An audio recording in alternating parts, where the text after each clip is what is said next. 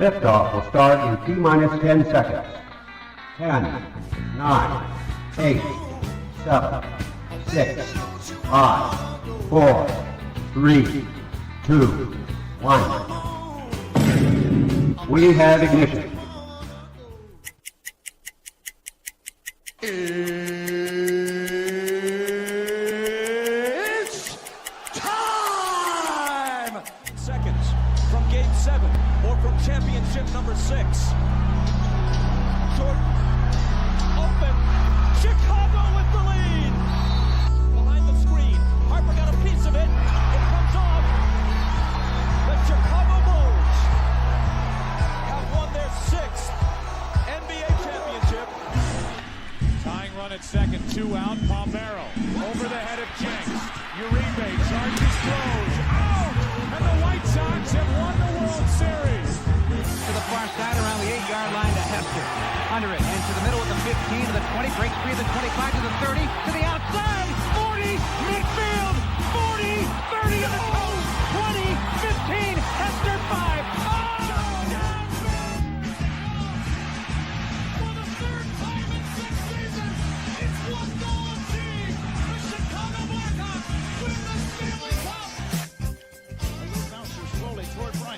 Glove it to Rizzo. It's in time, and the Chicago Cubs win the World Series.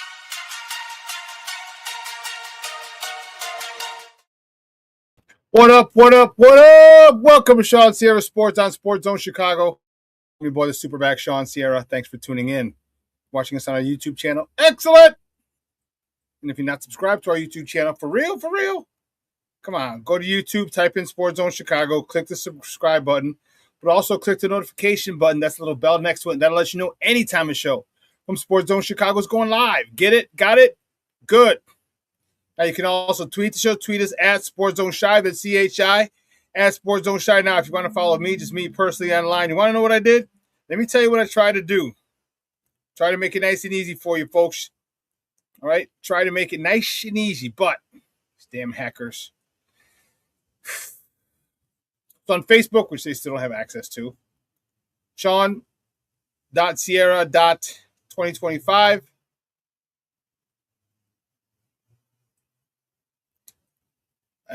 What else? On X or Twitter, I'm at ShawnSierra33. Instagram, Snapchat, and TikTok, I'm at the Shawn. All right. Now, you can also tweet the show. Tweet us at Sports Zone Shy. That's CHI at Sports Zone Shy. Now, listen, but I got a great show for you today, man. So I need you to get interactive. So whatever platform you're watching us on, leave a question or comment there, or come up here on a thread. We'll put it up on the screen. We'll incorporate it into the show. And that, my peoples, what makes this the best morning Chicago sports talk show around. And that's you. So bring them all, baby. Questions, comments, smart-ass remarks, because ain't nobody scared over here. Like The Rock said, baby, don't sing it. Just bring it. Let's check the chat because the chat is jumping already in the morning. I like it. I like it a lot. Mr. Southside himself is in the house. What's up on a hump day and 3 days away for Bears preseason football? Bear down, Southside stand up, FGB. Got them all in there, Mr. Walls. Got them all. My man, Mr. Shorty is in the house. Top of the morning to you. Shorty coming from the ATL. Levette Lee checking in. She's like, happy hump day. No Cubs, no. No Cubs, no. Stop that, Levette. Stop the blasphemy on here, please. Thank you very much. Listen, I don't know a lot about a lot, but I do know this more. The usual suspects will chime in as the show goes on. That, my peoples, I can promise you. Listen, I got a great show at 10 o'clock. Jacob Infante from Windy City Gridiron is going to join us. We're going to talk Bears football. The Bears are off today. The Bears are off today and a much-needed day off. I had a scrimmage yesterday, and they're a walking mass unit. A walking mass unit right now, and it's unfortunate, but the show goes on. There's no sympathy. Nobody cares. Next man up. That's it. Next man up. So it's going to be tough. It's tough right now for the Bears. Okay, but this is stuff you got to navigate. All right, every team, every good team, every great team, every team, period, has to overcome adversity. How well do you do it? We'll find out. You know, here's the thing that I truly believe, okay, is that when there's adversity, it also presents opportunity. Okay, it also presents opportunity, and opportunity is what people need. Okay, listen. I know Kobe Bryant was our highest free agent acquisition. Okay, this offseason. Then he goes down. Well, we're coming to find out yesterday that he's out for 4 to 6 months, not 8 to 10 weeks. He's out 4 to 6 months. They had surgery on Friday. This is all according to head coach Ben Johnson. He had surgery on Friday, and he's out 4 to 6 months. Just in time to help us win the Super Bowl. Just in time. And it sucks. But let's be honest, and here's the harsh reality of it. That's life in the NFL. Okay? That is life in the NFL, and no one ever said, wow, we won a Super Bowl, or we did this. We had a phenomenal season because of our safeties. Okay? Safeties are important. Very important. So are cornerbacks, linebackers, and most importantly on that defensive line. I talk about opportunity because last year, Jalen Johnson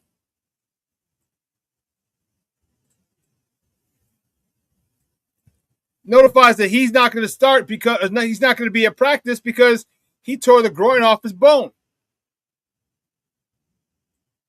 in an off-season training regiment. Right.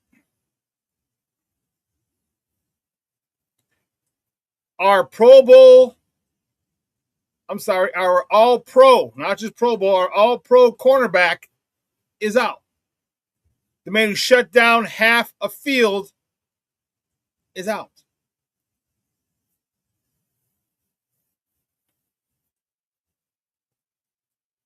How upset were people then? They're pretty fired up, pretty distraught. But what happened? It gave the opportunity to Shawn Wright.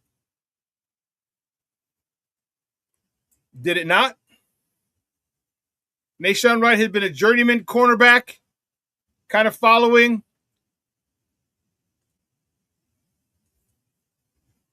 defensive back coach Al Harris, who took a liking to him.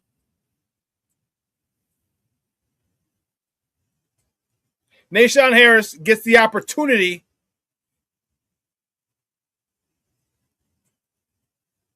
and what does he do with it?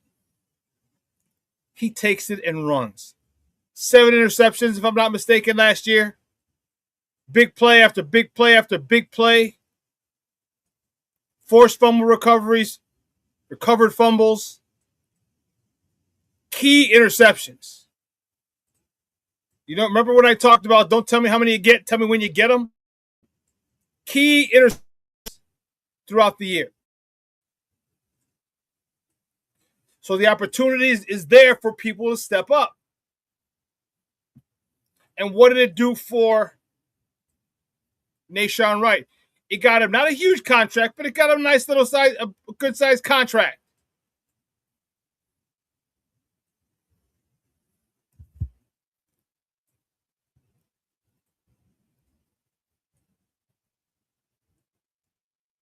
If he has anything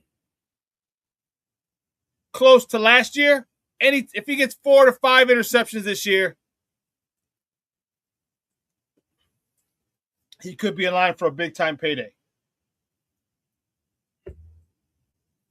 So it sucks, but there are opportunities for people who wants to step up, who wants to make plays, who's willing to put in the work, who's willing to get your ass in the film room and stay there for hours and hours and find a tell.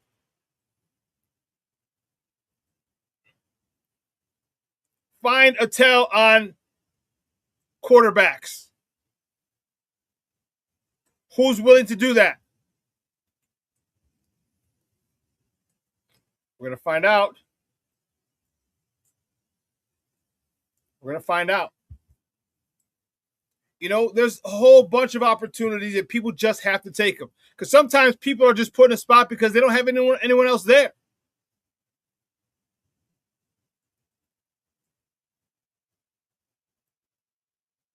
In our case, we don't have anyone else there right now because of injury. So who's going to step up?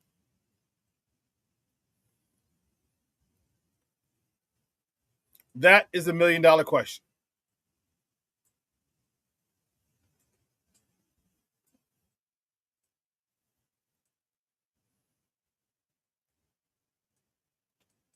We have Jalen Johnson back. He's healthy. He's at 100%. So now we have Jalen Johnson, our all-pro corner, along with the guy who played across from him, Tyreek Stevenson, who's in a contract year.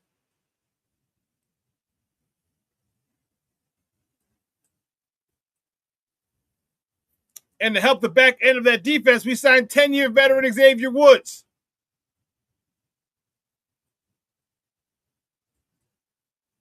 To help our freshman, our rookie safety, Adam Thieneman. Adam needs guidance. He needs someone to kind of take him under his wing. Well, guess what? Xavier Woods started 121 games in his career. I think that's a good enough experience for Adam Thieneman to learn under. And let me tell you something. Here's the thing that I know to be true. When you aren't the fastest athlete in the world, or the biggest, or the strongest, you must become more cerebral in your approach to whatever it is in life, and whatever sport it is. You must become more cerebral. It means you must watch a lot of tape. You must pick up tells. You must be able to identify formations and tendencies from that formation and put yourself in a position to make plays based off of your analysis. You must be much smarter and more in tune with the film room than anyone else when you're not the biggest, strongest, or fastest. Now, if you're the biggest, strongest, or the fastest, and you still decide to delve into the film work and find tells and find tendencies, a la Ed Reed, a la Troy Polamalu,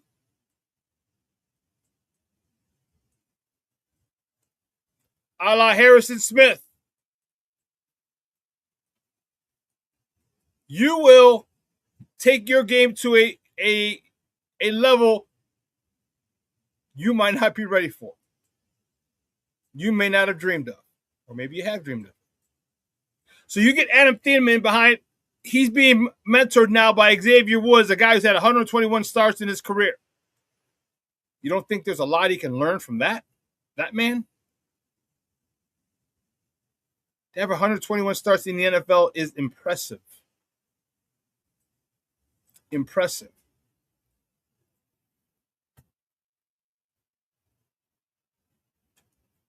So, yes, we got Thieneman starting. Yes, he lost his mentor to be. But the Bears signed another mentor for him in Xavier Woods. Opportunity. What if this is the opportunity that Xavier Woods needs? What if Xavier Woods has a good season? Has 4 or 5 interceptions?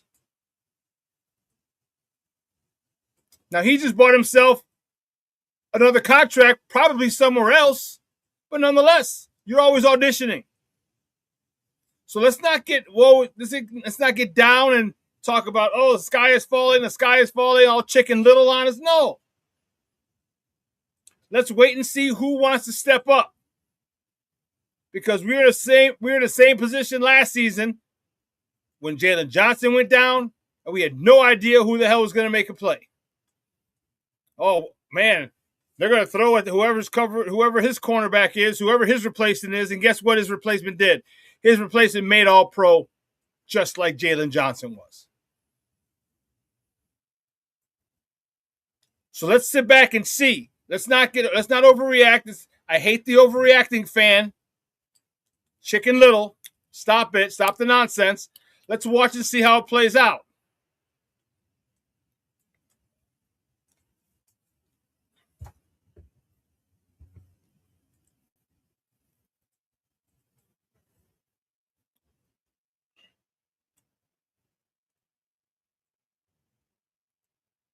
But let's do this. Let's get a crack-a-lackin', baby, because at the top of the hour, we have Jacob Infante from Windy City Gridiron. We're going to talk Bears football. Let's get some other stuff out of the way first.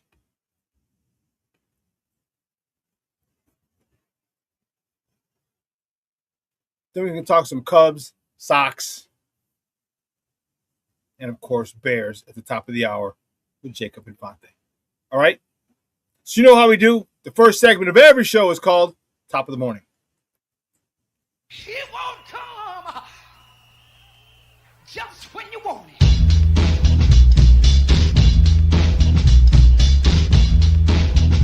Top of the morning to you. Top of the morning to you.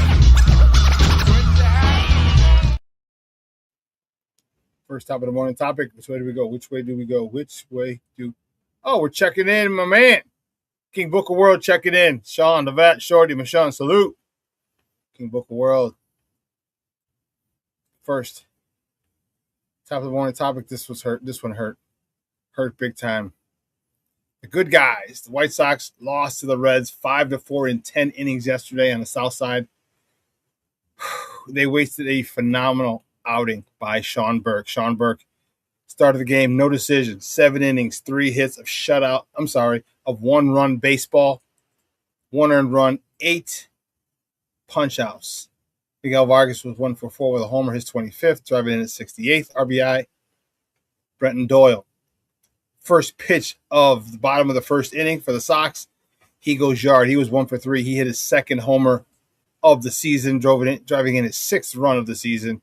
Edgar Caro gets in on the home run parade. He was 1 for 3, hitting his 3rd, driving in his 17th of the year. Unfortunately, the bullpen could not hold. They tied it, won it in the 10th. And on the Pope Day, they were giving away Pope hats to every fan, not the first 20,000 or 10,000 or 5,000. Every fan who walked in got a Pope hat, and I thought that was pretty cool. It was a sold-out crowd yesterday. Sold out on a Tuesday. 38,000.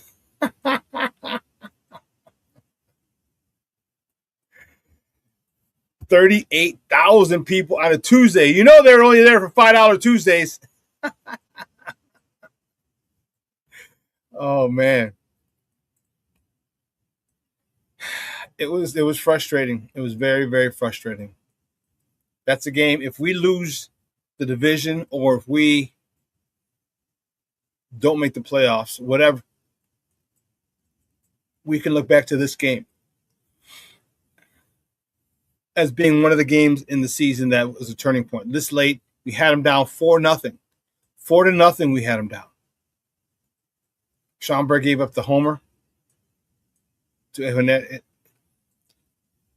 Eugenio Suarez.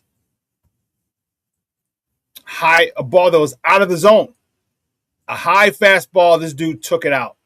That was the only run Shawn Burke gave up yesterday. He was stellar. The bullpen comes in and they implode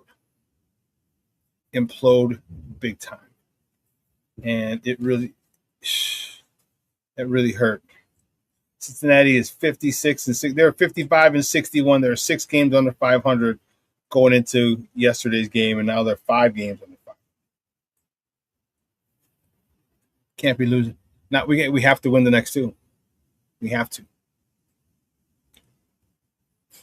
Speaking of that, tonight, the next top of the morning topic, the White Sox host the Reds again tonight at Wright Field. First pitch is at 6:40 p.m. Central. You can catch that game on CHSN or listen to it on their flagship station, ESPN 1000. That's 1000 AM. The probables for tonight's game for Cincinnati. Rhett Lauder, he's 4-7 with a 5.26 ERA, going up against Luis Castillo, who's 3-9 with a 5.30 ERA. Hopefully this change of scenery does Luis Castillo well, as it has happened so often in the past. When you get traded from a crap team to a team that's contending, well, for us, we're in first place and trying to win the AL Central, your outlook changes. Okay? You go from worst to first, and now every time you go out there, you know you're playing for something.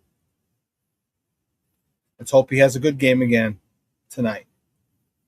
Keeping it moving. The next top of the morning topic, the Cubs. The Cubs beat the Nationals down in D.C. 8-6. Shota Imanaga got the start. He got a no decision. He went 4 2/3 with 6 hits, 4 earned runs, no walks, 5 punch-outs. Seiya Suzuki, 2 for 5 with a double, his 21st, a homer, his 20th, and his 67th and 68th RBIs of the year. Alex Bregman, telling you, he's hot now. He was 2 for 4 with a homer, his 13th, driving in his 54th. And PCA is just PCA, just doing MVPCA things. I'm telling you.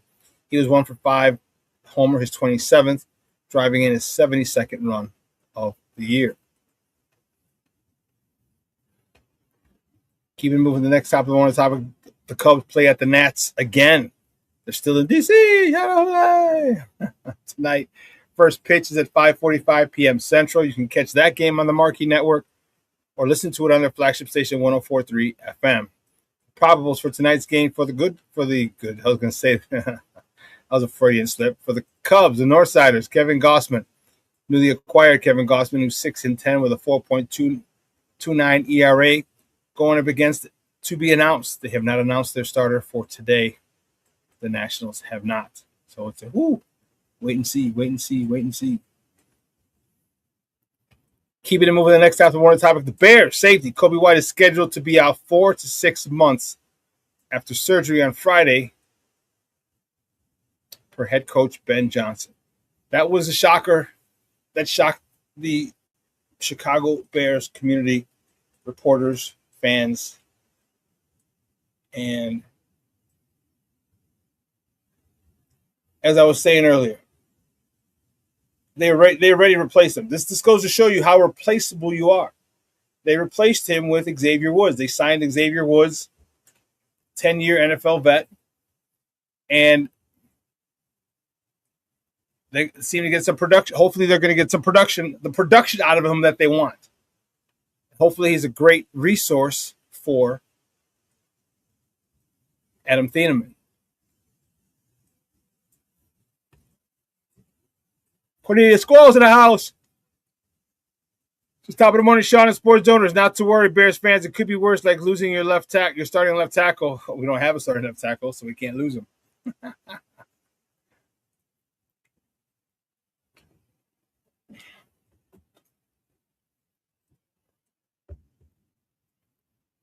I'm telling you.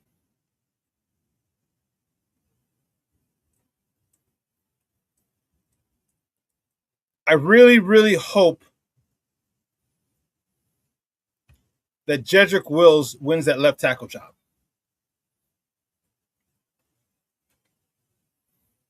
Okay? He's a left tackle. He's a first round he's an All-America left tackle out of Alabama. Maybe you heard of the program. Number 10 overall draft pick. Played left tackle in college. Played left tackle in the NFL.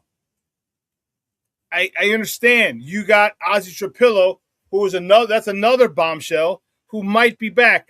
Why are you doing this, Bears? Why? I have no idea why Ryan Poles decided to mention that he could come back for sometime during camp. What? That is ludicrous and asinine. So you want this guy to get hurt for good, for good. Is that what you're doing? Why does this even come out?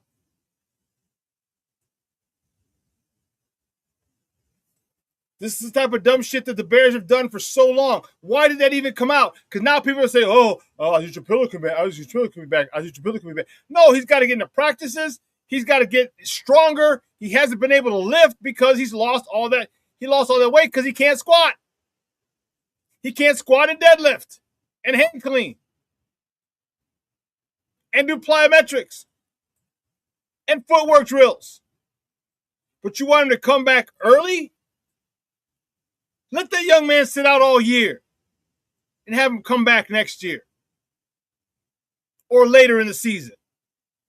And I get it. He's young. He's 22, 23, 24, somewhere in there. Trust me, I understand. Healing for young people is different. But come on, man. Jedrick Wills is that dude. Because everyone's talking about Ozzie Trapillo. Ozzie Trapillo wasn't the end-all, be-all left tackle last year. The best left tackle we have is Jedrick Wills.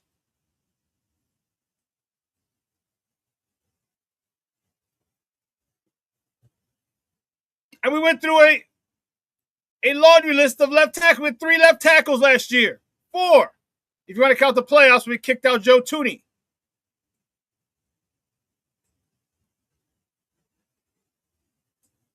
And we still won 13 games.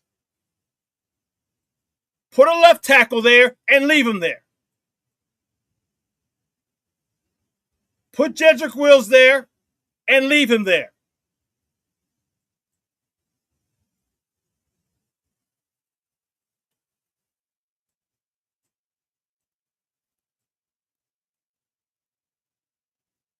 Ozzie's gonna there's no way this dude's gonna be ready. Not after the thing that they have.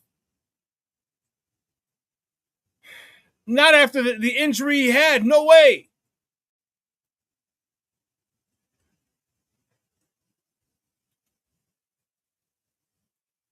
No way. Rick, this one's for you, dog. Next topic, I want to topic. The Sky are at the Golden State Valkyries tonight. Tip-off is at 9 p.m. Central. You can catch it on the U, Channel 26, the U, USA Network, or CNBC. Rick, you got 3 places to watch the Sky. You got 3.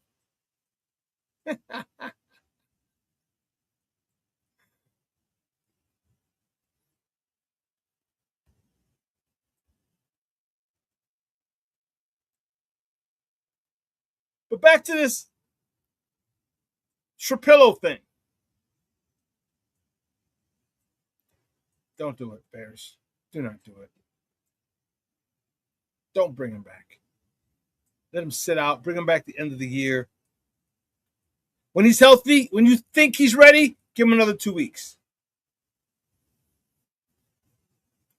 Give him 2 weeks for practices. Give him 2 weeks with working out, getting in football shape. He is not conditioned. He is not trained. He has been rehabbing. Stop doing this dumb shit and putting these guys out there who aren't ready physically. He was a rookie last year, so last year was his first year in a professional football organization's offseason program. Then he gets hurt, and he couldn't be in the offseason program this year because he's rehabbing. We talked about this shit. I've talked about it. We talked about it here ad nauseum. Stop putting players out there who haven't trained properly due to injury. Because you put them out there, you're like, oh, wow, And he knows his body's not going to be ready. And say I can't go because he's basically saying, I'm giving up my job. Someone else take my job. Don't put him in that position. Protect him from himself. No, we are the adults here. I know he's one of our draft picks. I know he played left tackle last year, but he wasn't a great left tackle. He wasn't a bookend left tackle. Now he has the opportunity to work to get there. That's a possibility. Possible. Not guaranteed. Give me a left tackle who's played there and leave him there. Leave Jedrick Wills there, or finally leave Braxton Jones there and be done with it.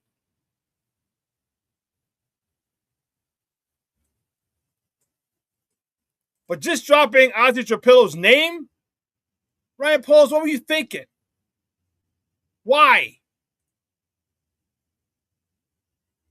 Because now it's going to be an uproar. Oh, Ozzy's coming back. Ozzy Trapillo's going to be back. No, he's not coming back. He is not strong enough. You can't tell me, because I refuse, because I played ball, I've coached, I've been in the weight room with kids, with people. And when you don't lift, you lose muscle strength.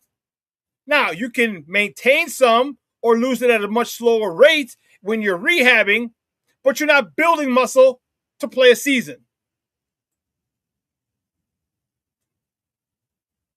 And that's what he was doing, building muscle. He was rehabbing. He wasn't building muscle to play in the season. He was getting his strength back.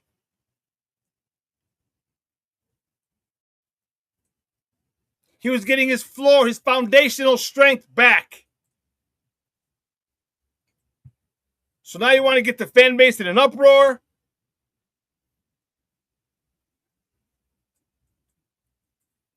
This is some old school Chicago Bear bullshit that they're doing now. Some dumb shit. This is that bullshit that they're doing, that they used to do in the past. Coming back to rear its ugly head.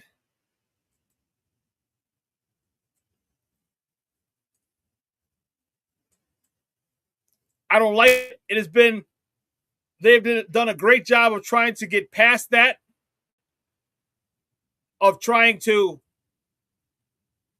look like a real organization, a first-class organization, and then you do this dumb shit.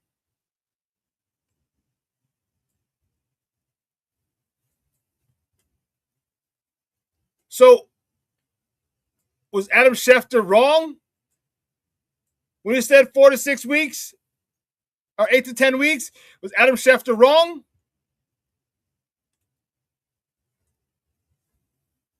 Because if that's the case, now we can't trust Adam Schefter. But Adam Schefter is like a lot of these plugged-in people. Their sources are usually on the team, connected closely to the team. So the information he had, and it could be a situation where they thought 8 to 10, and they said, you know what?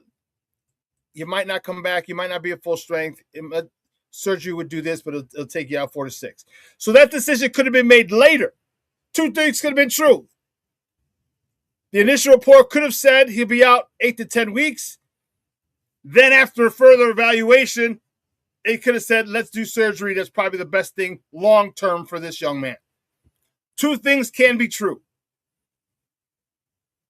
But it's just a bad look when you get one of the NFL insiders saying it's 8 to 10 weeks, and nope, it's not. It's 4 to 6 months.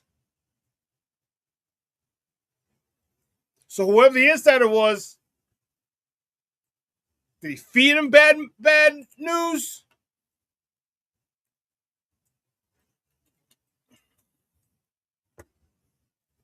I don't know.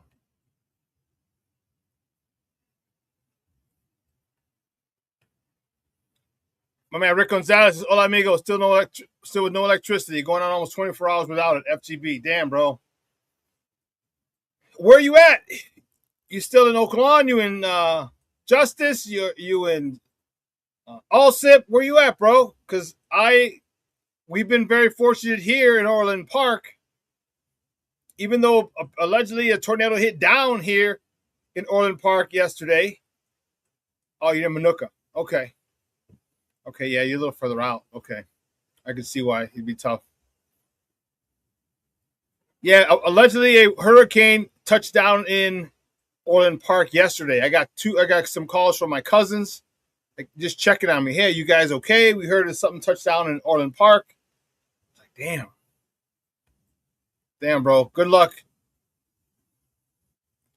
I hope your power gets turned back on soon, bro, because that's gotta suck. Because that means you got any food that you have in the fridge, gotta go. You got to keep that fridge door closed as long as you can. Try and keep the cold in there because it's getting warmer by the second. Man. What did I say, Michelle? Did I say a hurricane? Did I say a hurricane, bro? I meant tornado. Is that what I said? Did I say a hurricane?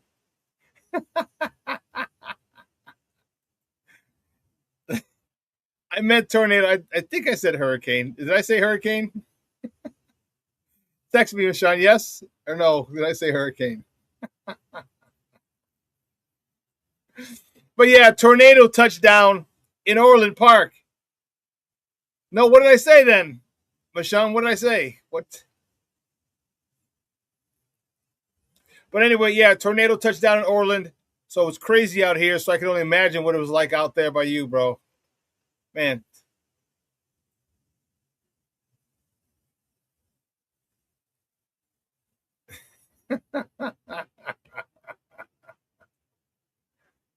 Oh, Michelle said, I meant you said hurricane. Okay. Yeah, we're not close enough to oceans to get hurricanes over here.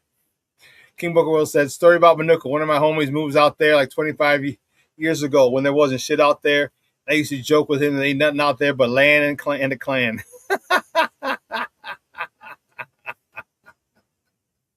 You ain't lying, bro. You ain't lying.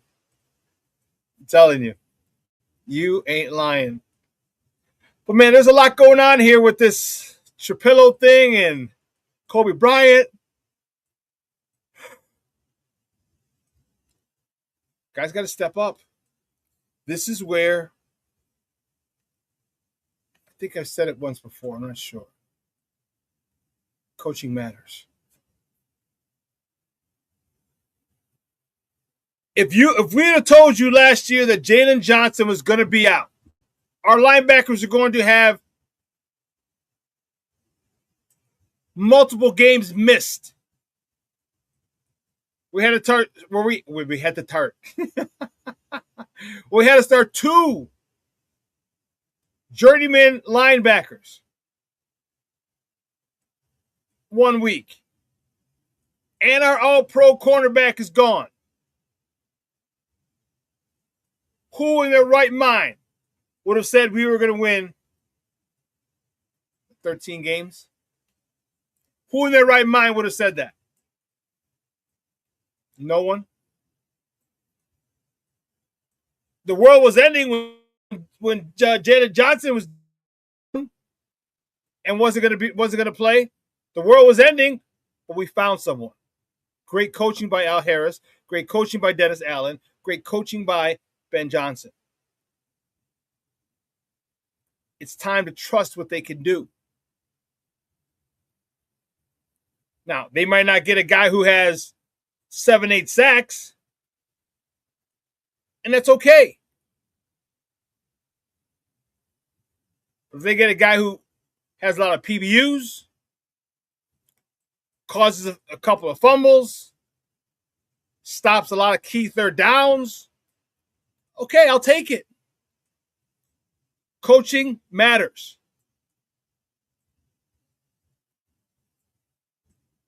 So we'll see.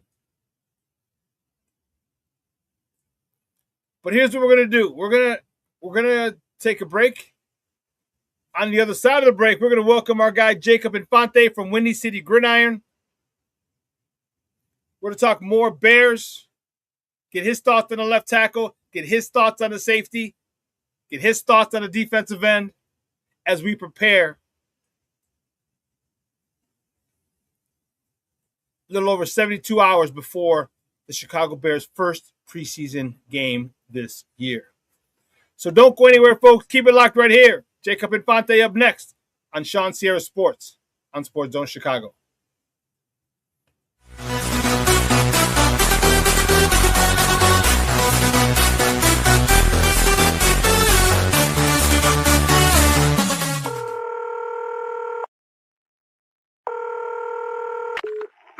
Operator 901, where's the emergency? 127 Brynmere. Okay, what's going on there? I'd like to order a pizza for delivery.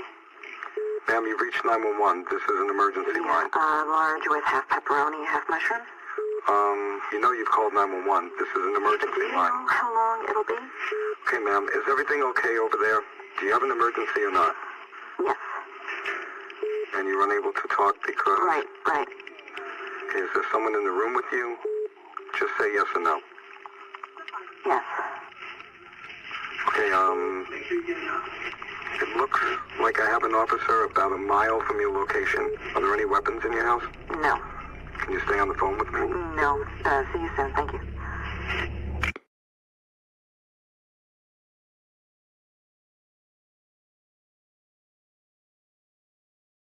Every day, we take steps to keep the people we love safe. But some health risks are easy to miss. Ticks hiding in the yard can spread germs, like the ones that cause Lyme disease. Mice searching for food can spread bacteria that makes us sick. Mosquitoes lay eggs in standing water and can spread West Nile virus and more. Cockroaches are drawn to water in the home, leaving behind allergens that can trigger asthma attacks. Common pests can threaten our health. Learn how to protect your family at pestworld.org. When I'm flying, I put my helmet on, my visor down, my mask up. You don't know who I am. Whether I'm African American, Asian American, Hispanic, white, male or female. You just know I'm an American airman kicking your butt.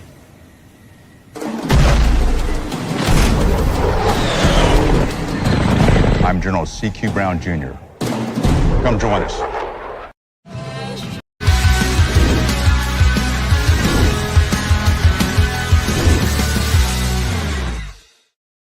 You obviously wanted to be coached hard, and then you were willing to accept the way that he does it, and then you see the results of it when you get away from the season. Yeah. What did you see when you had a distance to reflect on? Yeah. Coaching matters. Some smart guy once said that one time, coaching matters. Welcome back to Shawn Sierra Sports on Sports Zone Chicago. That clip courtesy of the Chicago Bears. That was earlier in the season, in the preseason, I should say, in camp. It's our quarterback, Caleb Williams, talking about being coached hard by Ben Johnson. Camp has not been kind to our Chicago Bears. It's not been kind across the league. Let's keep it a buck. We're not the only ones suffering injuries. Don't even talk to San Francisco. They had 20 guys out at one point. 20! So just when you think you got it bad, Bears fans, just relax. There's a lot of people who have it a lot worse. My next guest, good friend of the program, fired up to talk to him about some of these injuries, about who's going to step up, about what we can expect. He's got a few gigs. I was doing some research. He's with Pro Football News. Is that what it is, boss? I was like, damn, look at my man. Jacob's doing work, baby. I love it. He is Director of Media Partnerships at Pro Football News, I believe. And he bears an NFL contributor over at Windy City Gridiron. You can find him on Twitter at Jacob Infante24. Guys, just welcome back to Shawn Sierra Sports, Jacob Infante. Jacob, good morning, Papa. How are you? Hey, Shawn. I'm good. How you doing, man? I am doing well. Thank you for asking. Let's get it crack-a-lacking, baby. What the hell is going on in camp with our Bears, dude? Jeez. Kobe Bryant's out for 8 to 10. 4 to 6 months. Ozzy Trapillo is coming back, allegedly, or he could come back. What's going on, bro? Yeah, it's a chaotic time. Like you were saying, I know a lot of other teams are going through some of these injuries right now, but it's been a roller coaster of a week, man. Seriously, I think with Kobe Bryant, first it was saying 8 to 10 weeks that he'd be out for, and then he ended up having the surgery, and now he's going to be out for most, if not all, the regular season. Obviously, that's a massive loss for the Bears secondary. I mean, over at PFN, our safety impact scoring had Kobe as the sixth best safety in the NFL last year with Seattle. So to be able to have that no longer the secondary, obviously that's a big loss. Ozzy coming back is huge potentially. We'll see if he's going to be ready for week 1. I don't think anybody was anticipating that was even remotely possible, given some of the recent recovery timelines that we've seen from Achilles injuries. So Ozzy is well ahead of the curve. That'd be huge to have that continuity along the offensive line, to give Trapillo some more of those reps to continue to grow as a player. It's yin yang, you win some, you lose some. They definitely won one with Ozzy and definitely lost one with Kobe. A lot of other minor injuries going on as well, which is, it's definitely worrisome, especially, the whole Luther Burden thing. He's going to be out for all of training camp, the rest of preseason now, but anticipating he'll be back for week 1. It'll be interesting to see what his recovery is going to be like, if the groin's going to affect his speed, his agility in the first few weeks of the season. But I mean, it could be worse. Definitely a lot of Bears fans are going to be upset about the whole Kobe injury, and I don't blame them. But like you said, it could be the 49ers. There are some other teams out there who do have it worse. So, it's good to keep perspective for something like that. But talk to me real quick about this Ozzy Trapillo thing. And my question, I would pose even mention it. You know what I mean? Why mention it? You didn't mention that Kobe Bryant was probably going to have surgery, but you mentioned this guy might come back. Does he realize that he should? It was a rhetorical question, of course. But do you realize that this guy's not trained? This guy's been rehabbing. He has not been training.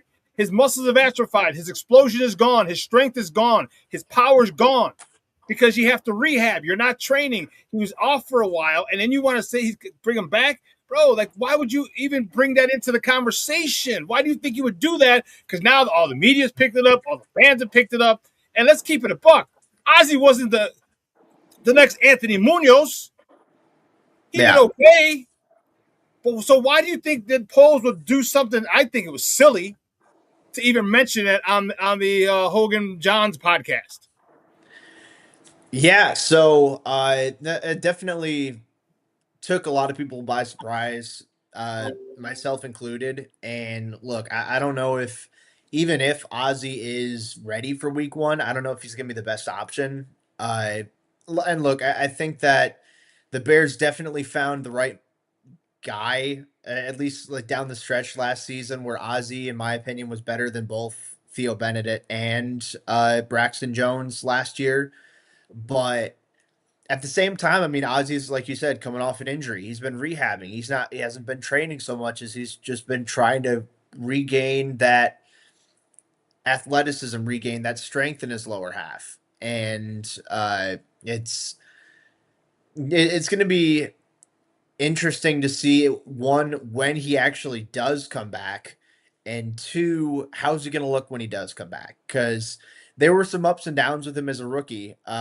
I think he surpassed expectations as a as a late second round pick. Not only that, but someone who's switching from right tackle to left tackle. I mean, that left tackle, he hadn't played that position in a few years. He was at Boston College. He played right tackle his final 2 years, and then he played left tackle before, but it had certainly been a minute. So, look, I mean, with a guy like Ozzy, with someone as young as he is, naturally you have to have tempered expectations coming off of an injury. I do think that in the long term, he has the best chance to be the left tackle of the future for Chicago out of the guys who are currently on the roster.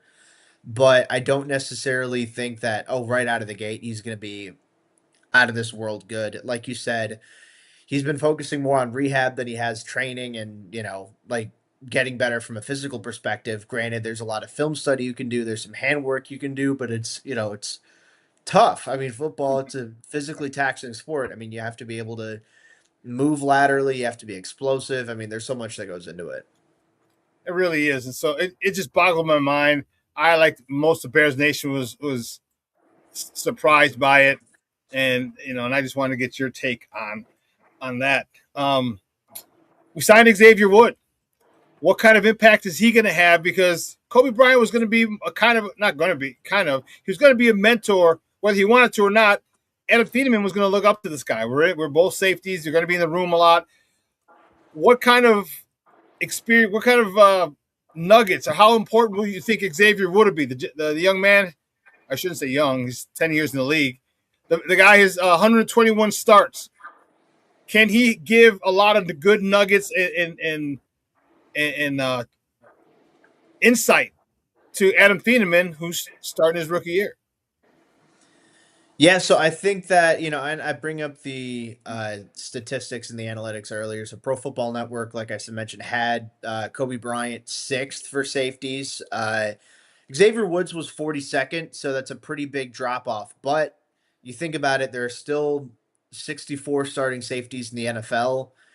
That means Xavier Woods, I mean, he's an average starter, maybe slightly below average, but I'd say that's a lot better than what the alternative could have been if they just ran into the rest of training camp with what they currently have at safety. So Woods, I think, he's older than Kobe. He has some good experience. He's an effective playmaker. He spent 2020 with Al Harris in Dallas. They had a little bit of overlap where he was the defensive backs coach there for a few years, and Woods was in Dallas for his final. So Woods' final year in Dallas was Harris's first year as their defensive backs coach. He's going to have good ball skills, a little shaky in run support, but I think that the coverage aspect is going to be huge. I mean, looking at, the grading, he was better. You're more efficient in coverage than Jaquan Brisker last year. So comparing that to last year's squad for sure, Woods, I think, is a decent enough addition to this, to the team for sure. And obviously, it would help to give Dylan Thiedemann a top flight safety to play alongside, to give him that, high end veteran safety to kind of ease the pressure off of him a little bit as a rookie. Thiedemann's not going to have that luxury as much anymore, unfortunately, this season. But I do think Woods is a capable spot starter, decent enough contributor. And it helps Cam Lewis be more versatile too. I mean, Buffalo moved him around in the slot. They had him in the box a little bit too, not just as a deep safety. So having Woods, a guy who's comfortable playing in that deep safety sort of role, whether it's two high, single high, whatever the case, it's going to be huge for Lewis. It's going to be huge for Dennis Allen to have some continuity as a play caller. Obviously, losing Kobe for most, if not all, the year is going to be a huge loss, but I think that Woods is a decent enough replacement. So all things considered, I think they pivoted kind of well. I do too, bro. Jacob, I do too. My thing is, you don't have to be a great player to impose wisdom. All right, some guys are physically limited. All right, and the way that they do it is, through not smoke and mirrors, but through film work and study. All right, and and I said it earlier, if you can get Adam Thiedemann, who's fast as lightning, if you can get that guy to delve into film and study, now you're looking at someone who's going to be unbelievably fast and has the football IQ of a veteran at such an early age. Now you're dealing with your expectations for this guy will be through the roof because of the combination of both. So I hope that Kobe Bryant is still around. He's still in meetings, and it still kind of keeps him under his wing. But also Xavier Woods, like, hey, bro, I've been in the league. I had 121 starts. I may not be the biggest, strongest, fastest, but I stayed here doing this, and this. That type of mentality, a workman's mentality for a first-round pick, it's going to go a long way for Thiedemann. That's going to help him. One of the things that I talk about is the level of coaching. When you move up from high school to college to pro, the most important level of coaching you have is that first season because it builds a base for you. I think Adam Thiedemann is going to have a good base with Kobe Bryant in his ear, because now Kobe Bryant gets to step back and actually be more cerebral, because now all he can do is watch film. Okay, he's got Xavier Woods, he's got Al Harris, he's got Dennis Allen. That's a nice little group to learn from, and I expect great things from him. Not necessarily this year. He can have some good plays, big splash plays, but I expect some big things from him. And I'm really happy that he's got that foundational piece for his first year of coaching at the new level. So I'm looking forward to Adam Thieneman making some big plays this year, and people, putting some crazy out. He's going to be all pro 17 years in a row. All right, we're like, you know how we get as Bear fans. Let's go to the other side of the. I'm sorry. Let's stay on that side one more time. Let's move up a couple levels. That defensive line. They're talking about the vanilla gorilla. Jordan Vandenberg is doing that thing out there. He is throwing people around like the rag dolls. Your thoughts on the 6th-round pick out of South Africa? So I like the accent. That was pretty good. But like I think I watched Lethal Weapon 2 a couple times. there you go. But I'm excited for Vandenberg, honestly, and part of it is, admittedly, I don't think the defensive line around him is all that great. So I'm clinging on to hope of, here's an intriguing young guy. Hope he can be something. But I really like the pick when they made it, man. I think that you can go back to the. I did a live stream with PFN when the draft was going on, and I somewhere I posted my reaction to the Vandenberg pick, and I was just so ecstatic with it. Just physical tools for days. He's definitely monster, raw, bro. yeah. He's a monster with a. You know what it is, bro. He seems like he's a few screws loose. He's a few sandwiches short of a picnic, which is what you need in a defensive lineman. Yeah, no, he brings. Yeah, you're exactly right. I feel like he brings like that nasty mentality. Like he's someone who's gonna kick ass and take names. Which is it's refreshing to have on the defensive line where you have a guy who he had the second best relative athletic score. So testing, Yes. the 40-yard dash, the bench press, the agility, the 10-yard split, that quickness, that get off, just really physically dominant. And, there's a reason, he fell to day 3 where he's raw. He's still trying to figure things out, former rugby player. He's still trying to understand the nuances of playing the defensive line position, how to stack and shed blocks consistently. Like, I mean, he was solid at it at Georgia Tech. At Penn, when he arrived at Penn State initially in college, he was just a multiple ball played and wasn't really productive. It was just purely a guy who could test well, and that's it.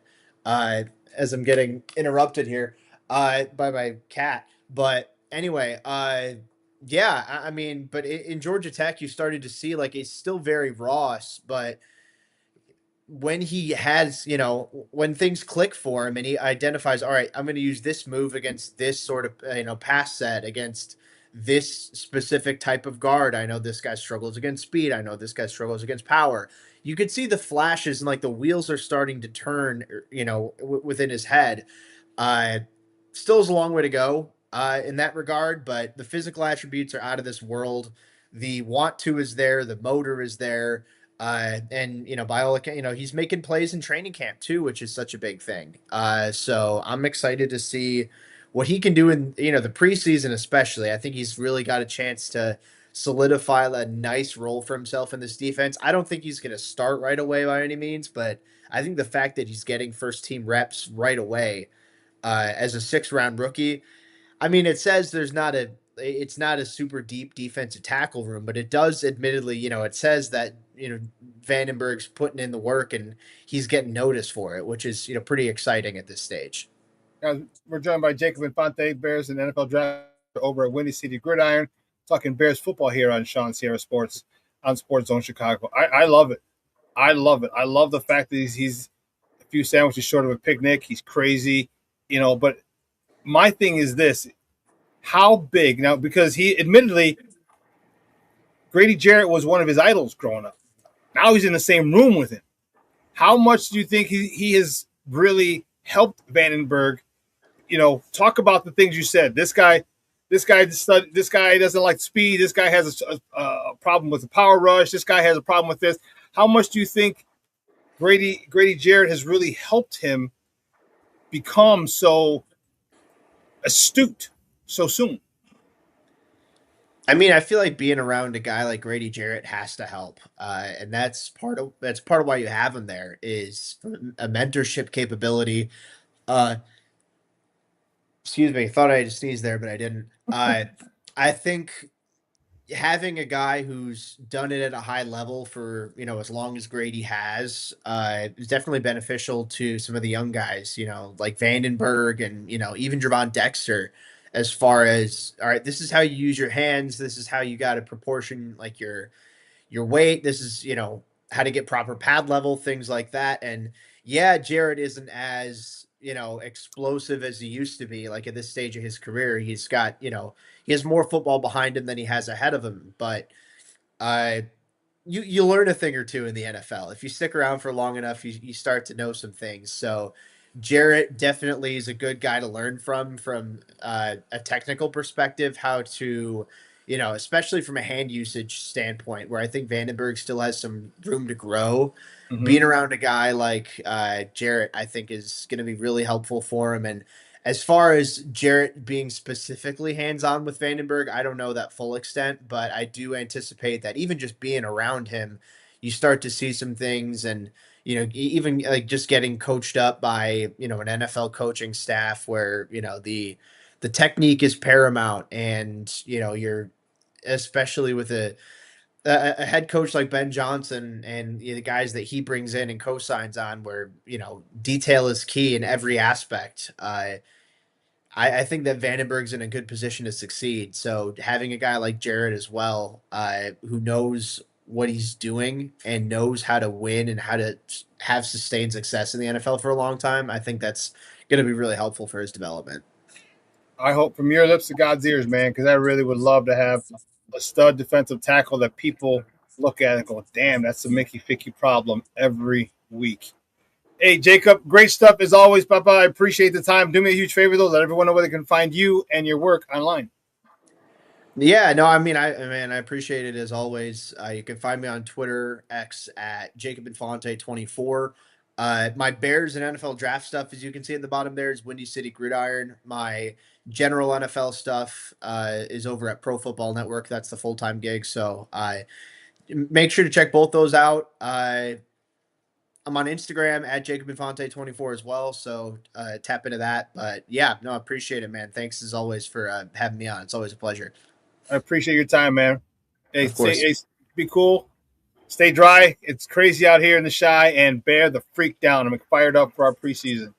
Yes, sir. I'm looking forward to it. All right, man. We'll talk soon. Thank you. Appreciate it, man. Thank you. Guys, that's Jacob Infante from Windy City Gridiron and Pro Football Network talking Bears football with us. Yeah, the D-line is, you know what, King Booker World, I agree with you. King Booker World says, remember the D-line wasn't healthy last season. I'm sorry, this is the one. He says, the D-line is going to shock some people. Folks keep saying they didn't do anything to better this D-line. Going to have some backtracking to do. I hope so. Oh, snap. Rick Gonzalez got some power, baby. Power is restored. Thank God. FGB.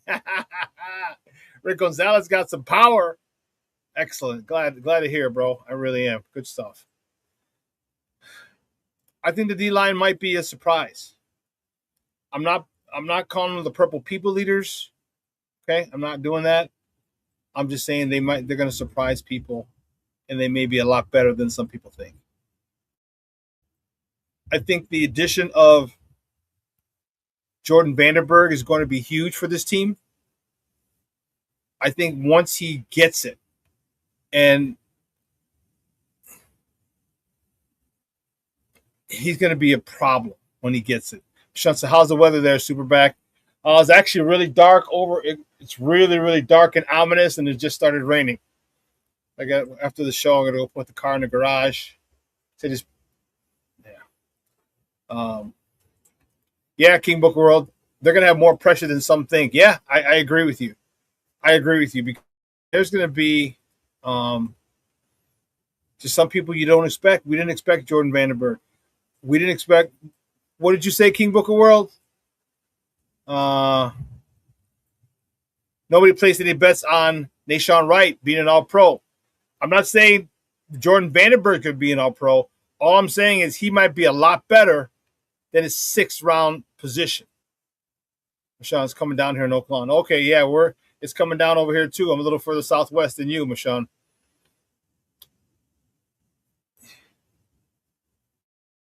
And I'm going to freaking say it. Dio's going to prove us wrong. I hope so, King Book World. I hope so. I hope so. That would be awesome if Dio comes out and has craziness. So we're about to get hit. Where you at, King Book World? What part of the city? South side? I believe you're South Sider, right? Yeah, it's coming down kind of crazy. But I got plenty of food. Moms and I went to Connie's yesterday. She had a doctor's appointment downtown, so we went downtown. On the way back, I'm like, let's stop at Connie's. We ain't been to Connie's in a minute. Stopped at Connie's. I still got some leftovers from yesterday. So as soon as I get off from here, your boy's going to have a nice early lunch about 11:15. Oh, you're in Logan Square. Okay. Yeah, it's coming down, Papa. It's coming down. But, one of the things that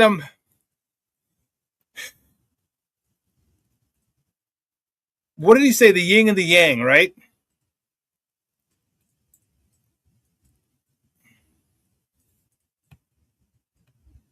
Will do, Rick. I already got hit this morning. Just coming your way, SuperBack. Be safe, homie. FGB.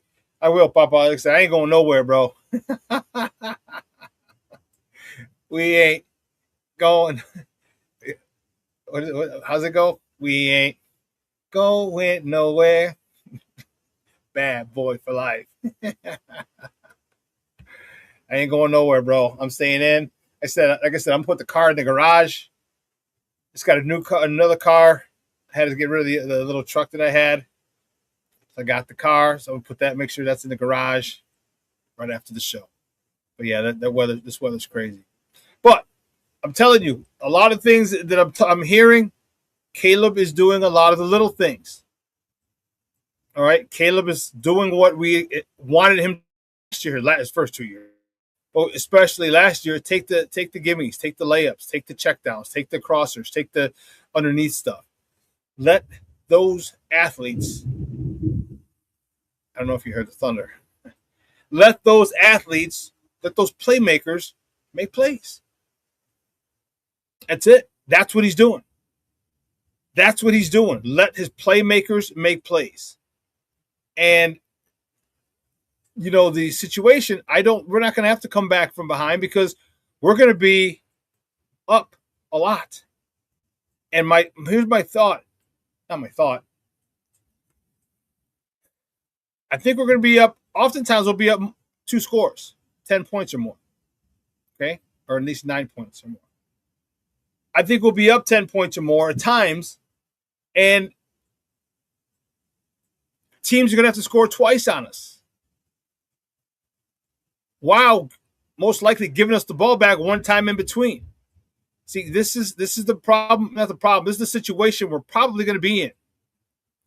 Is that our offense is going to be so dominant.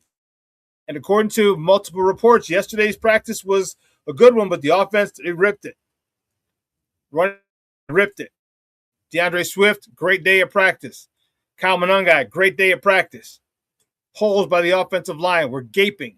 So now the question is it great on the offensive line or is it crappy on the defensive line? Because the offense went against the ones. First offense went against the first defense and the second defense. So they went against both. And the first defense went against the first offense and second offense as well, which was pretty dope. All right. So I think we're going to have a 4-minute offense. The only problem with the 4-minute offense is I don't know if we'll be able to hold the ball for 4 minutes. I think we'll be so explosive that we might score. And some people say, well, you scored too fast. Not if you extend the lead to 2 touchdowns or to 10 points. If you extend the lead to 2 scores, you didn't score too fast. Because the worst thing, and I understand at that point, time is your friend, and time is the worst enemy of your opponent. But when you give them a 2-score deficit, or they give the Bears a two-score lead, and your opponent a 2-score deficit, man, that means that puts them in a different mindset. We got to score. We got to get an onside kick, and then we got to score again.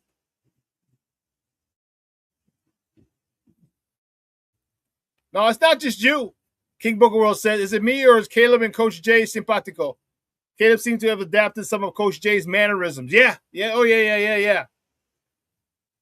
Oh, yeah. They're in sync. They're in sync. Rick, you're a damn fool. Rick said we should go after Max still. I agree. If we get him, that helps our pass coverage. FGB, and I almost forgot. Hashtag F visiting Wisconsin.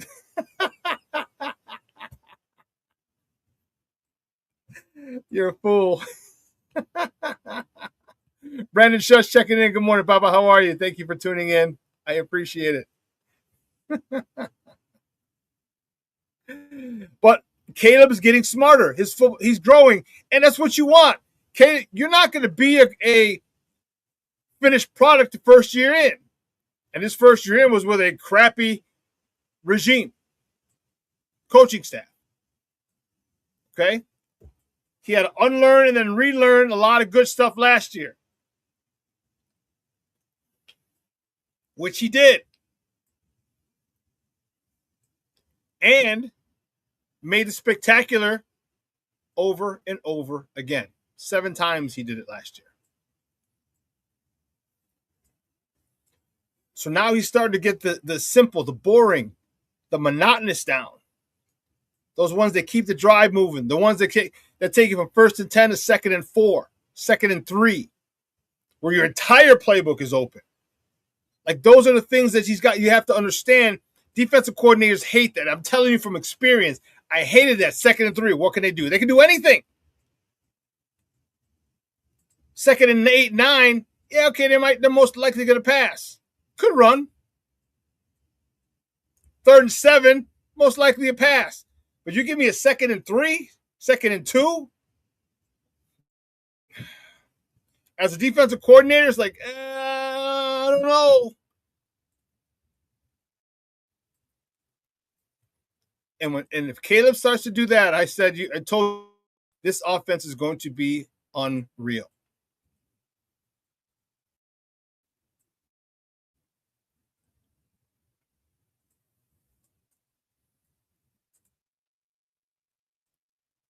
You know,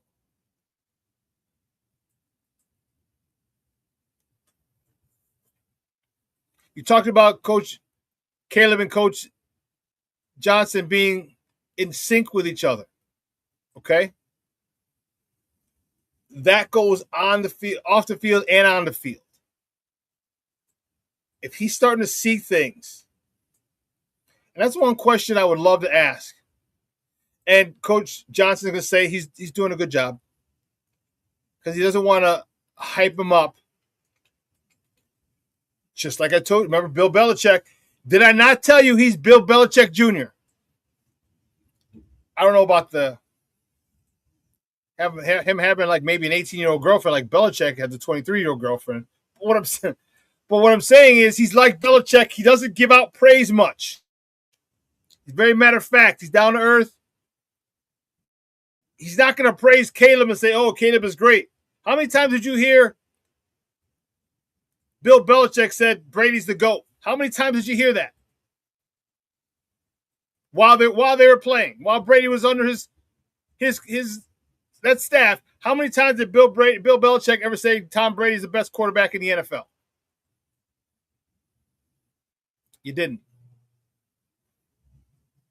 He was always on him.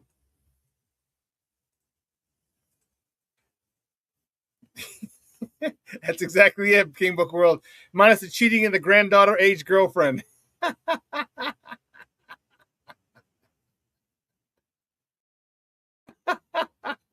right. But you never heard Belichick praise Brady. He would always say he did a good job. He's okay.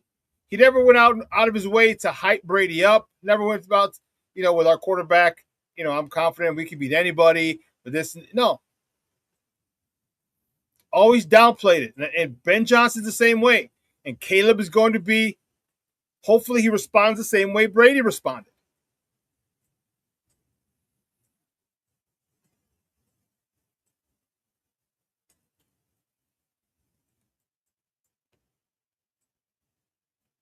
Rick said we had 7 points a game last year. Can we raise that to 30 points a game? FGB. Let's see, did we average 27 last year? Let's see.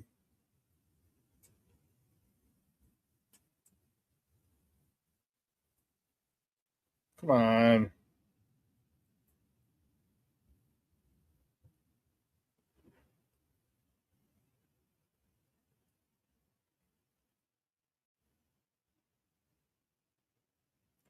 So the Bears averaged 25.9 points per game during the 2025 season. Just to tick off, Rick. About a point off, 1.1 point off. 1.1. 30? That's a big difference, bro. That was ninth in the NFL last year. At 25.9 points per game last year was ninth in the NFL.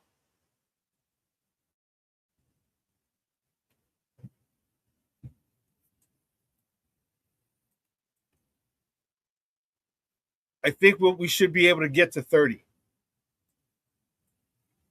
with early touchdowns, opening drive, second drive.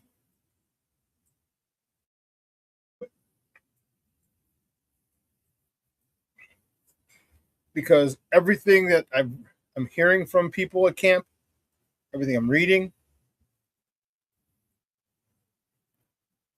there's a change. You see a different Caleb. He's in control of the offense. He's moving people around. He has a better understanding of it. But, I mean, didn't I tell you this? Didn't I tell you this last year and everyone got mad at me? Remember I said 2026, a window opens. You're like, F 2026. We're going for 2025. I'm like, okay. I'm going for 2025 too, but, man.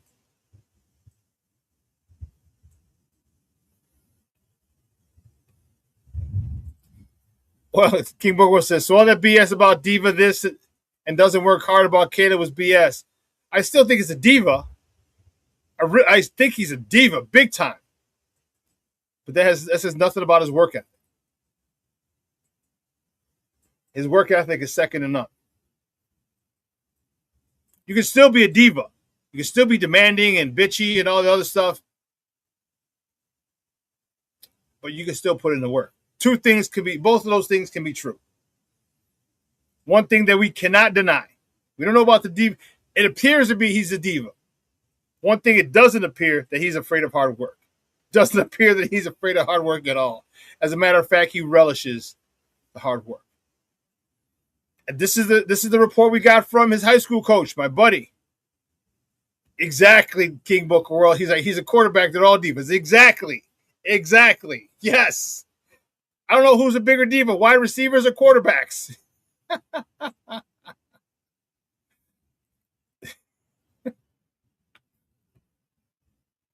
You mean how they made him out to be? Yeah, they did. There was a lot.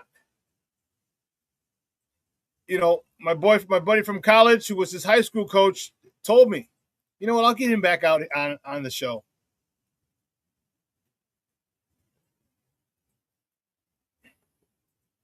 He said, Caleb will do whatever it takes to win. He said, if you need him to throw the ball, he said, we threw the ball 40 times. He was cool with it. We ran the ball 40 times. He was cool with it. All he wanted to do was win. That's all he wanted to do. He didn't care how it got done. He just wanted the dub at the end of the game. And that was telling to me. Because of the diva label that had been placed on him. But you saw it, man. You saw it. He didn't care. You know, a couple of questions for the reporters saying, you know, what about your 4,000 yard, blah, blah, blah, blah, blah, blah. And he's just like, and even he said it in one of the questions that was asked, like, I just want to win. That's all great. It's nice. I just want to win.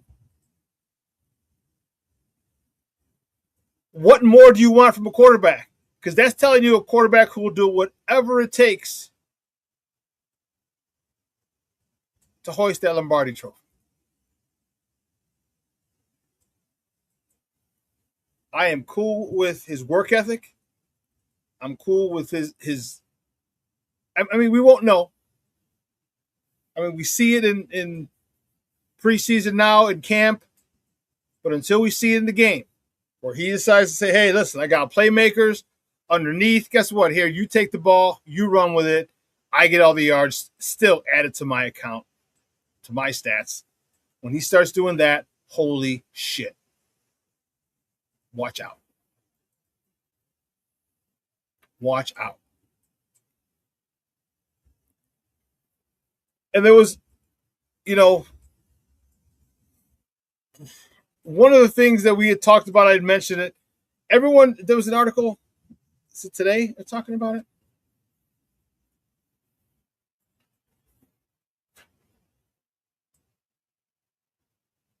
Yeah.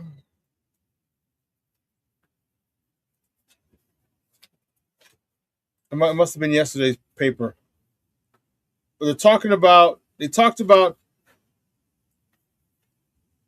such and such is doing, Roman Dunze was doing his best to be wide receiver 1 this year. And I'm thinking, we don't need a wide receiver. You don't. Not in Ben Johnson's offense. There's going to be so much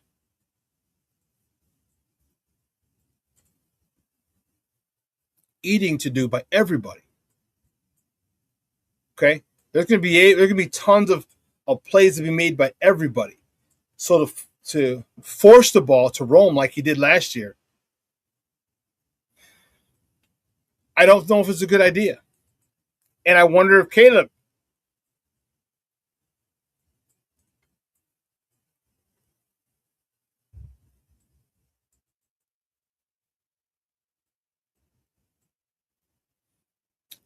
this just in. To Dan Pompey, Ben Johnson said, quote, "I want to have the highest scoring offense ever, which happens to be the 2013 Denver Broncos. A game they scored 37.9, and I want to surpass them. I want shutouts. I want blowouts." This is from Ben Johnson in his sit down with Dan Pompey at The Athletic. See, with shit like that, it makes you wonder, are they going after Max Crosby?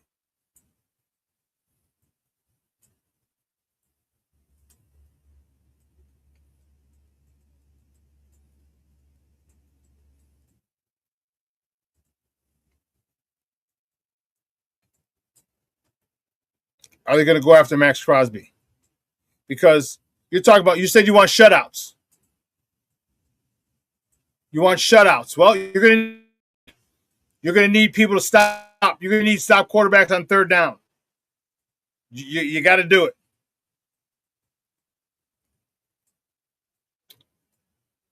I love it. I love it.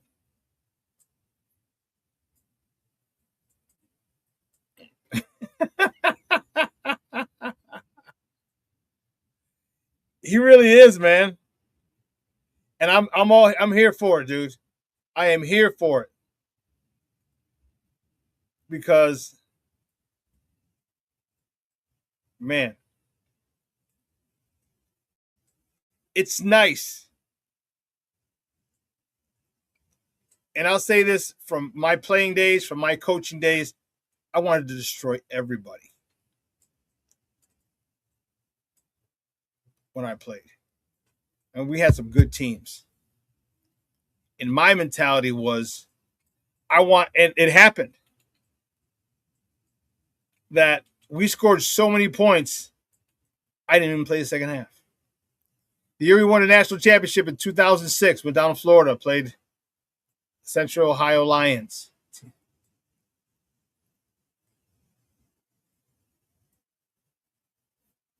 My fullback and I, We only had a 10-game schedule. In the playoffs and whatever. In the regular season, we sat out an equivalent to 2.5 games. Still led the league in rushing. MVP that year. I led the league in rushing, was the MVP, and I sat out equivalent of 2.5 games out of those 10. Out of those 10. I'm telling you, it was not uncommon to be up 21, 28, nothing after one. It was not uncommon.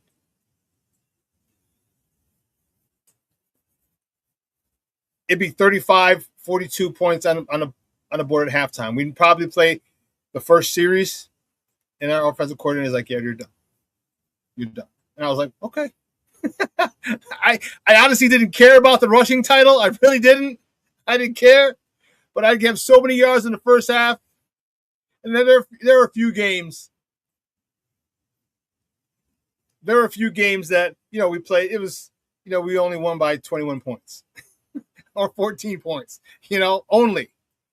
We had one game that went down to the wire with the Kankakee Seminoles, went down to the wire. The Mid-State Steel. That game was crazy. We scored 28 points in the fourth quarter. We scored on the first play of the fourth quarter. I had a touchdown and 2 TDs in that game. It was crazy. But from the other 8 games, I sat out an equivalent of 2.5 games. We didn't play. We came out and meant business. And this is what Ben Johnson is doing. He wants to come out and mean business. He's trying. He wants 40 points, 40 plus. He wants to blow that 39 points. What did he say? Look at it right here. Here's what he said to Dan Pompei. I want to have the highest scoring offense ever, which happens to be the 2013 Denver Broncos. I know how many points per game they scored, 37-9. I want to surpass that. I want to surpass them. I want shutouts. I want blowouts. He's looking at 40 points a game. He wants to score every single time because he's thinking he has the old Jimmy Johnson mentality. It's not my job to stop me from scoring. It's yours. It's not my job to stop me. You got to stop me. And I'll tell you what, with that type of attitude that's permeated into this quarterback, which permeates into this offense, I'm telling you, I would not be surprised. You heard it here first. You heard me? If the Bears make a move right before the season starts,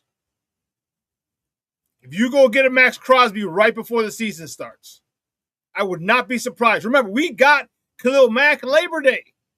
He had like 10 minutes to get ready before the game. Hyperbole. I'm exaggerating, of course.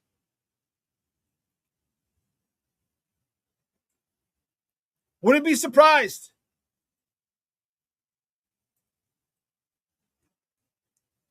Montez Sweat getting locked up by Darnell Wright. Happy for Darnell Wright, but damn, Montez, just $100 million man, $98 million man. What's up? Lock your ass up.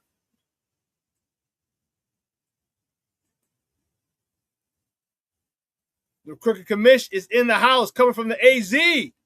What's the weather like over there, Papa? What's the weather like? 100 degrees? Because it's overcast and rainy. Man, it's very ominous. The black cloud just went over the house.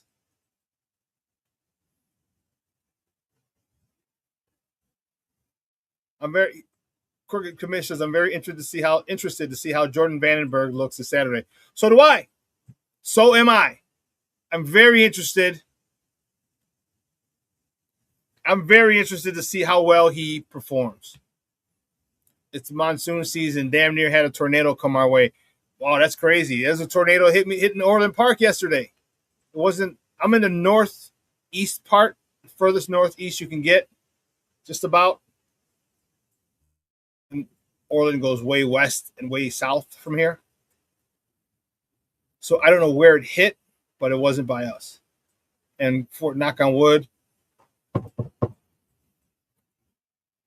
we still have power. No power outages for us, thank goodness.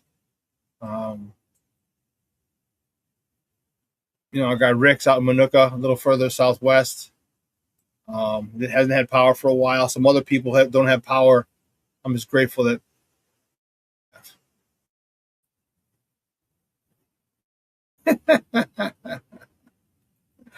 King Booger says Jordan Vandenberg going to be the nemesis enforcer in the game.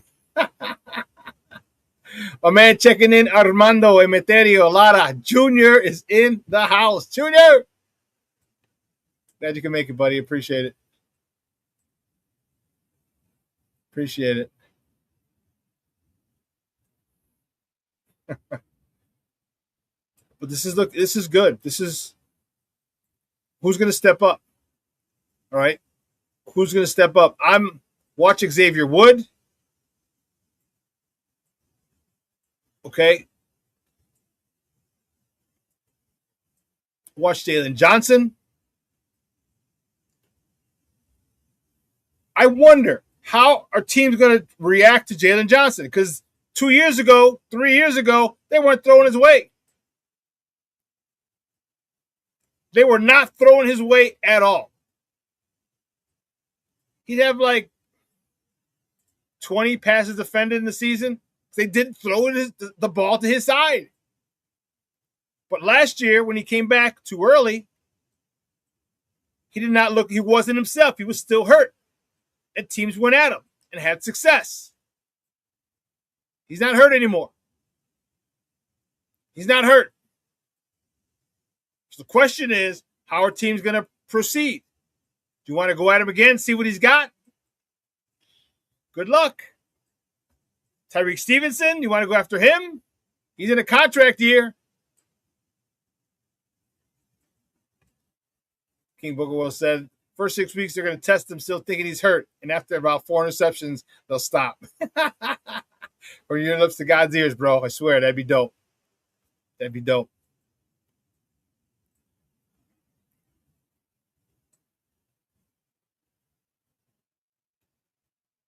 You can't expect to replicate the amount of turnovers you had last year, especially interceptions.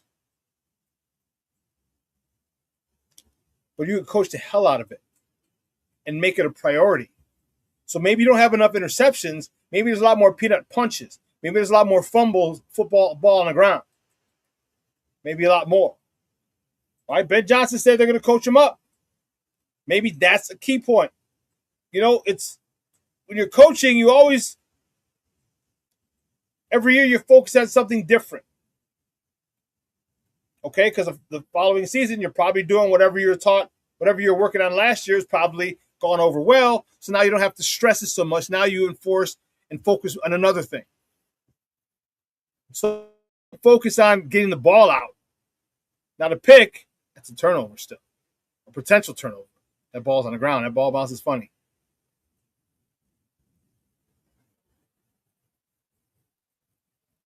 So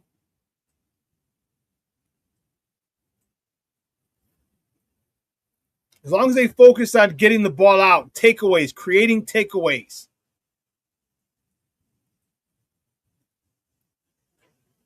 we will have a much easier season to deal with because our offense is going to be humming. I'm telling you that our offense is going to be humming. Whew. And I get Luther Burden's out till the regular season. Okay. Now you see the importance of being in California and having Luther Burden, Roma Dunze, Jade Walker, Colson Loveland, Cole Kmet, having those guys out there working on your chemistry, working on your. Now you see. So I don't anticipate that being an issue. I don't anticipate their connection or lack thereof being an issue because I have a feeling him and Luther Burden, him and Colston Loveland,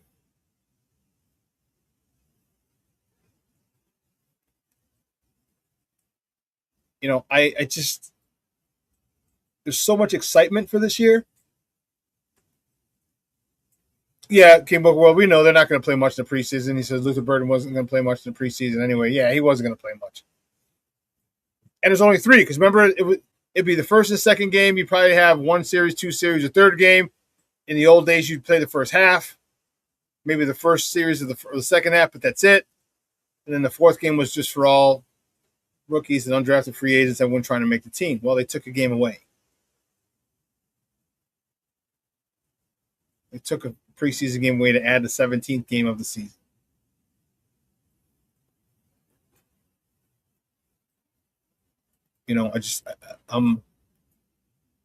From what I'm hearing, the reports I'm hearing, defense is holding its own at times. Offense looks definitely better than the defense, which I'm cool with. I am more than okay with it. Okay. The defense has had its days, a few days of their own.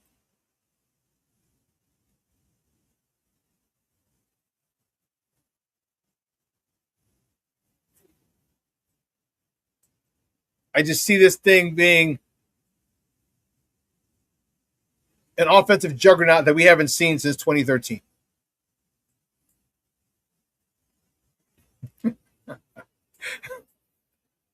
King Booker World says, call me crazy. I see some AB Antonio Brown potential in Luther Burden, minus the sling blade moments. Yes, let's keep those sling blade moments non-existent. I don't even want them at a minimum. I want them non-existent.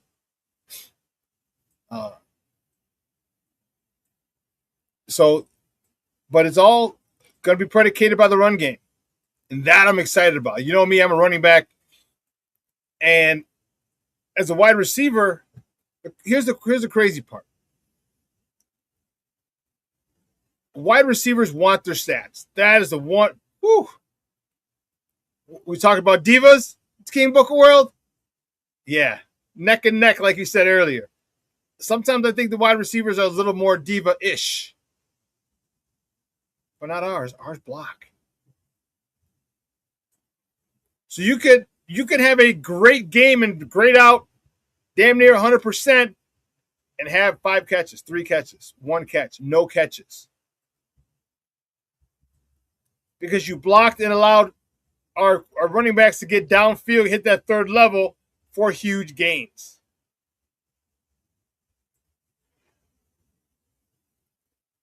All of our wide receivers do it.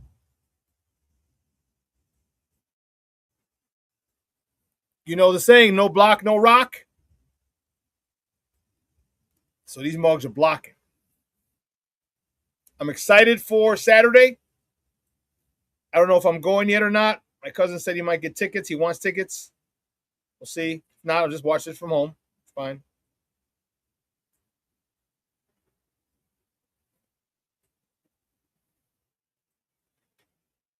I'll watch from home. It's cool. I don't have to drive down to Soldier Field. I don't got to wait in line to go to the bathroom. I don't have to spend money for food. So I'll have food here. And I can rewind it and watch it again.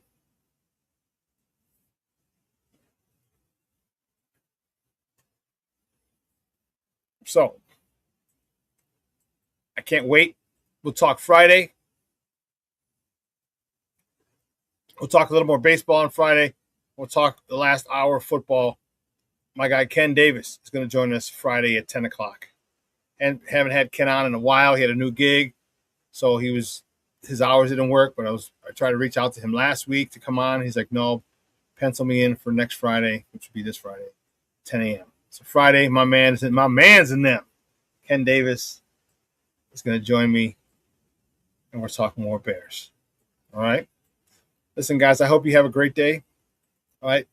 Don't let the overcast weather ruin your day. All right, remember, it's a great day. You're on the wake-up list. That makes it a great, great day. And don't you forget that. All right. Let your loved ones know you love them, because tomorrow is promised to no one. All right. I will see you guys on Friday. For all my people, I thank you. I truly appreciate the love and support you give me every single show. Are you not entertained? I try to entertain and inform. And again, I appreciate the love and support you guys give me. All right. But for now, from everyone here at Sports Zone Chicago, I'm your boy, the SuperBack, Shawn Sierra. See you on Friday, but your boy is out.